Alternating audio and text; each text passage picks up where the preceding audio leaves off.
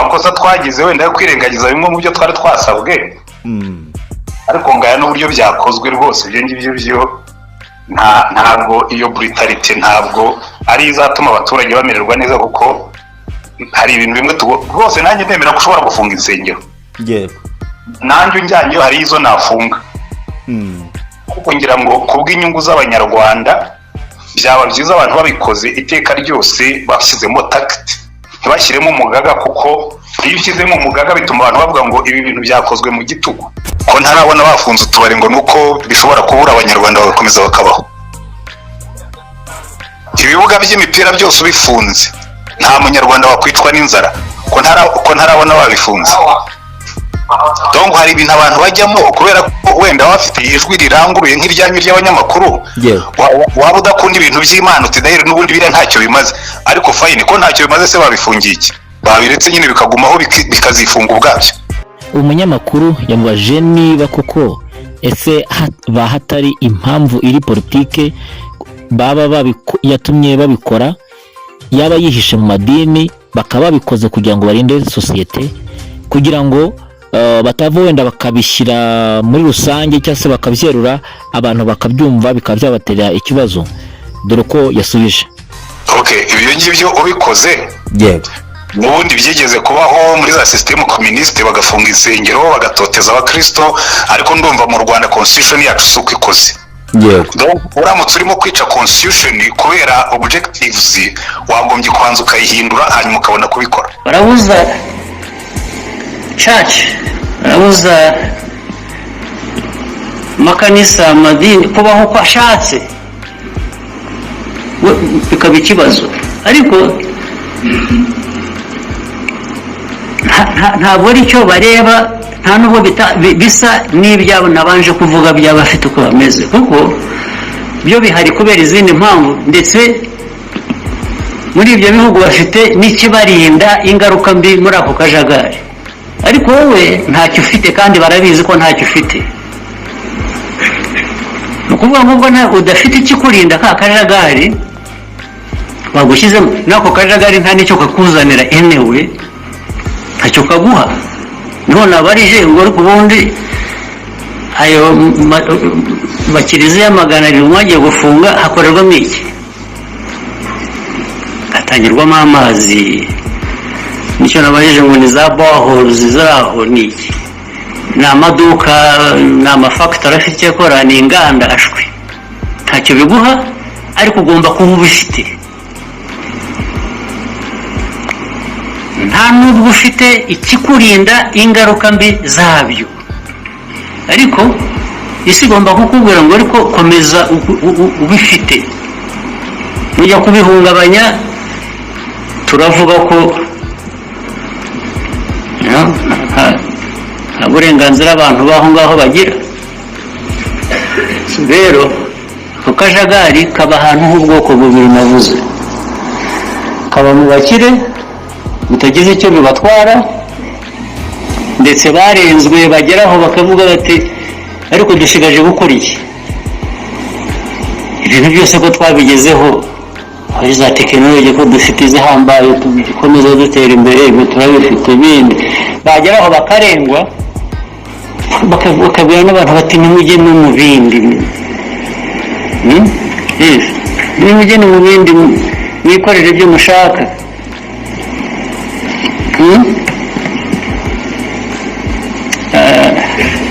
Hari ibyo nangiye kuvuga ndabitinya kuko ntashaka kumvikana nabi. Bararengwa barangiza bakabwira abantu badasanzwe bagirana bashakana bati n'ibyo nabyo ni mukomeze. Nkuvuga ngo dushigaje iki? Ibintu byose ko twabigezeho, ko twabikoze, ibi byo tubisigiye iki? Barangiza rimwe na rimwe nabo bakabyirukansa bakabikuzanira ngo ariko nawe niko ugomba kumera. Rero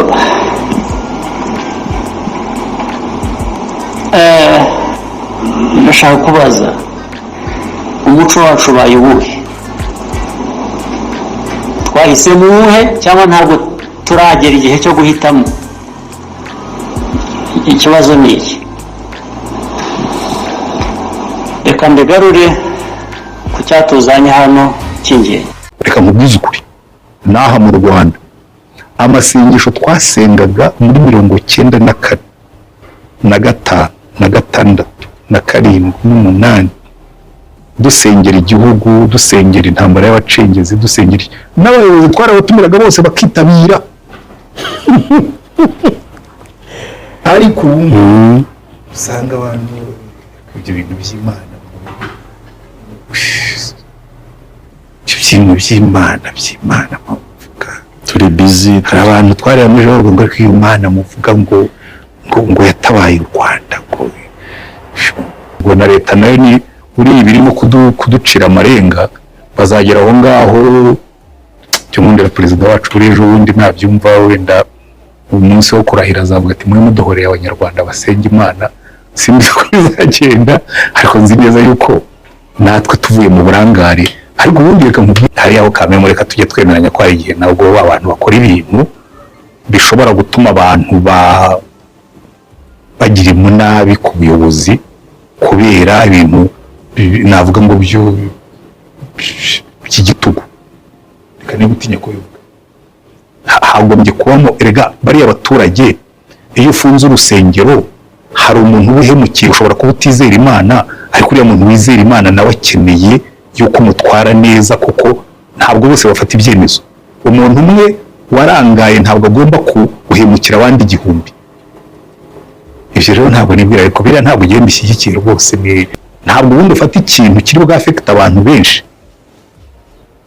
ngo ugikore brutaloma, usange mu karere kamwe bafunze insengero 180, kuko ifunze insengero 180 ubwo ndabara mu wayene abantu bagera ku bihumbi wenda 90 bababaye. Kubaza abantu 90 ngo nuko ngo mu karere nabwo urimo uradefanda iki? Muraho neza nshuti bavandimwe bene data, ndabasuhuje aho muherereye hose ku isi. Uyu ni umwanya w'amakuru mu Kinyarwanda mu gisata cy'iyobokamana. Muraho neza nshuti bavandimwe bene data, ndabasuhuje aho muherereye hose ku isi. Uyu ni umwanya w'amakuru mu Kinyarwanda mu gisata cy'iyobokamana. Dore ingingo tugarukaho. Insengero zirenga 5616 zimaze gufungwa mu Rwanda kuko zitujuje ibisabwa. Dore uko mu ntara zose z'u Rwanda bihagaze. Hamaze kubarurwa insengero zirenga 5616 hirya no hino mu gihugu zimaze gufungwa kubera kutuzuza ibisabwa, nyuma y'uko urwego rw'igihugu rw'imiyoborere RGB rutangije igenzura rigamije kureba uko insengero zihagaze. RGB yavuze ko insengero n'imisigiti bitubahirije ibiteganywa n'itegeko ndetse n'amabwiriza agenga imiryango ishingiye ku myemerere bihita bihagarikwa.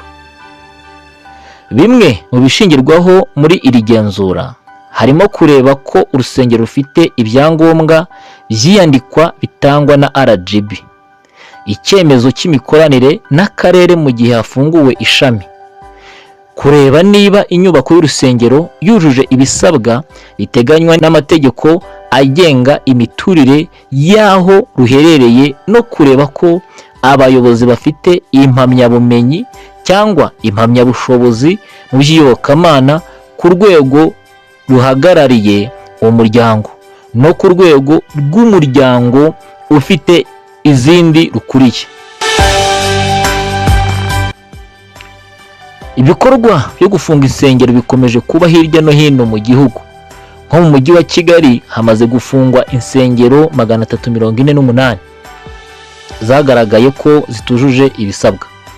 Izo nsengero zafunzwe nyuma yo gusura izigera kuri 700 hagamijwe gusuzuma ko zitujuje ibisabwa n'amategeko. Kugeza ubu mu mujyi wa Kigali harabarurwa insengero n'imisigiti 783 n'ahandi hantu hasengerwa hatari mu nsengero ahazwi nk'ubutayu hagera kuri 18 hafunzwe. Guverineri w'intara y'Amajyepfo Kayitesi Alice yatangarije ikinyamakuru Igihe dukesha iyi nkuru ko muri iyo ntara hamaze gufungwa insengero 582 zitujuje ibisabwa.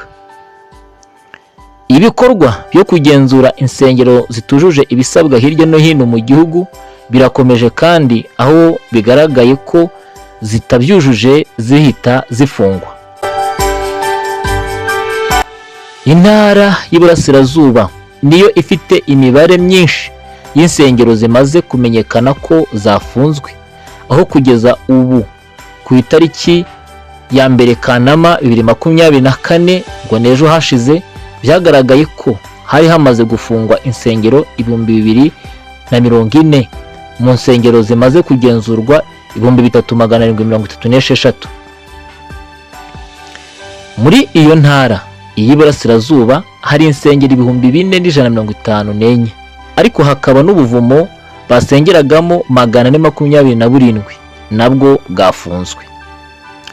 Guverineri w'intara y'Iburasirazuba Rubengisa Prudence yabwiye Igihe ko abanyamadini n'amatorero bakwiye gukurikiza amabwiriza n'amategeko biteganywa na RGB.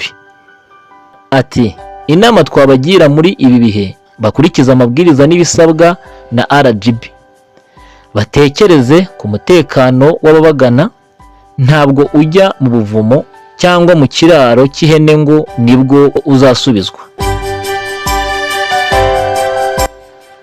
Mu ntara y'Amajyaruguru ho hamaze gufungwa insengero 1253 zirimo izo muri Burera 288, Gakenke 144, Gicumbi 318, Musanze 211, Rulindo 292.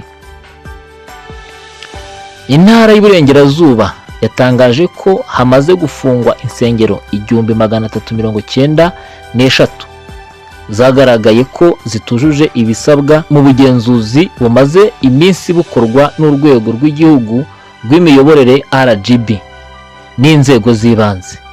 Muri iyo ntara kandi hafunzwe ubuvumo abantu basengeragamo 10, n'ahandi harimo mu mashyamba no mu mazi 53.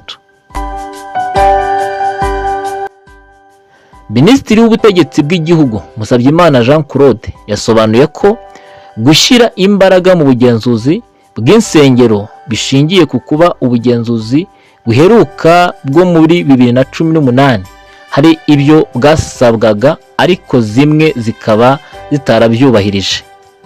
Ati, mu minsi yashize hari ibindi twagiye tubona abantu benshi basengera ahatemewe ndetse hashyira ubuzima bwabo mu kaga. Mwagiye mubona abasengera ahantu hadashobotse, ariko twagiraga ngo tunarebe niba koko abafite ibyo basabwe barabishyize mu bikorwa. Yasobanuye kandi ko ari inshingano z'inzego z'ibanze kugenzura ko ibikorwa bikorerwa mu gihugu bikora binyuze mu buryo bwemewe kandi bitanga umutekano ku babigana. Umuvugizi wa polisi y'u Rwanda ICP Boniface Rutikanga yabwiye itangazamakuru ko insengero nyinshi hirya no hino mu gihugu zafunzwe kubera kutabungabunga umutekano w'ababigana. Mu by'ingenzi bisabwa kugira ngo urusengero rwongere gufungurwa hari ibikoresho bisaka ibinyabiziga n'abantu, kizimyamwoto n'utwuma tuburira abantu mu gihe hagiye kubaho inkongi, ndetse n'uburyo gukumira urusaku. Ku bijyanye no gukumira urusaku rw'imizindaro, ibicurangisho n'amajwi y'abantu mu rusengero, ICP Rutikanga yavuze ko nta muntu uri hanze yarwo ugomba kubyumva, akaba ari nayo mpamvu urusengero rugomba gushyirwamo ibirinda urusaku sound proof. Abari mu nsengero kandi bagomba kugira imbuga ngari assembly area hanze bahuriramo mu gihe haba hari ikirubayemo imbere, hakaba hagizwe n'amapave. Iyo ari urusengero rwo mu mujyi cyangwa hari ubusitani butoshye ku rusengero zo mu cyaro. Ibindi urusengero rusabwa kuba rwujuje nk'uko biteganywa mu itegeko n'amabwiriza bigenga imiryango ishingiye ku myemerere, harimo kuba urusengero ruri ku rwego rwa paruwasi rugomba kuyoborwa n'umuntu ufite impamyabumenyi yo ku rwego rwa kaminuza ku bijyanye n'iyobokamana. Insengero zisabwa kuba zujuje iby'ingenzi kugira ngo zemerwe gukomeza gukora. church arabuza amakanisa, amadini kubaho uko ashatse, bikaba ikibazo. Ariko ntabwo ari cyo bareba, nta nubwo bisa n'ibyabo nabanje kuvuga by'abafite uko bameze, kuko byo bihari kubera izindi mpamvu, ndetse muri ibyo bihugu bafite n'ikibarinda ingaruka mbi muri ako kajagari. Ariko wowe ntacyo ufite kandi barabizi ko ntacyo ufite. Ni ukuvuga nk'ubwo udafite ikikurinda ka kajagari bagushyizemo, n'ako kajagari nta n'icyo kakuzanira enewe, ntacyo kaguha. Niho nabarije ngo ariko ubundi ayo bakiriziya 200 mwagiye gufunga hakorerwamo iki? Hatangirwamo amazi. Nicyo nabarije ngo ni za boreholes ziraho ni iki? Ni amaduka, ni amafactory afite icyo akora, ni inganda ashwe. Ntacyo biguha, ariko ugomba kuba ubifite. Nta nubwo ufite ikikurinda ingaruka mbi zabyo, ariko isi igomba kukubwira ngo ariko komeza ubifite. Nujya kubihungabanya turavuga ko nta burenganzira abantu baho ngaho bagira. Rero ako kajagari kaba ahantu h'ubwoko bubiri navuze, kaba mu bakire bitagize icyo bibatwara, ndetse barenzwe bageraho bakavuga bati ariko dushigaje gukora iki? Ibintu byose ko twabigezeho, ari za tekinoloji ko dufite izihambaye, dukomeza dutera imbere, ibyo turabifite, ibindi bageraho bakarengwa, bakabwira n'abantu bati nimujye no mu bindi, nimujye no mu bindi mwikorere ibyo mushaka.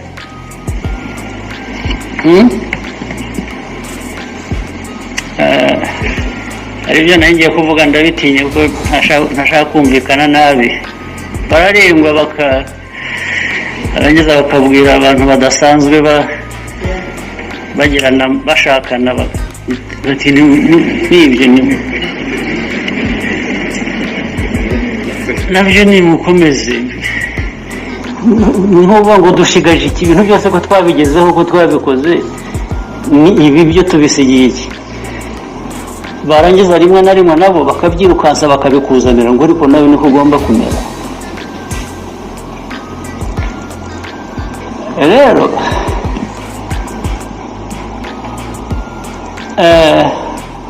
ndashaka kubaza, umuco wacu ubaye uwuhe?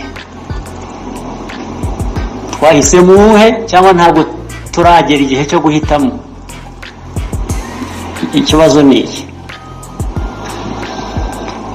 Reka mbigarure ku cyatuzanye hano cy'ingenzi. Tubashimiye uko mwabanye natwe muri aya makuru.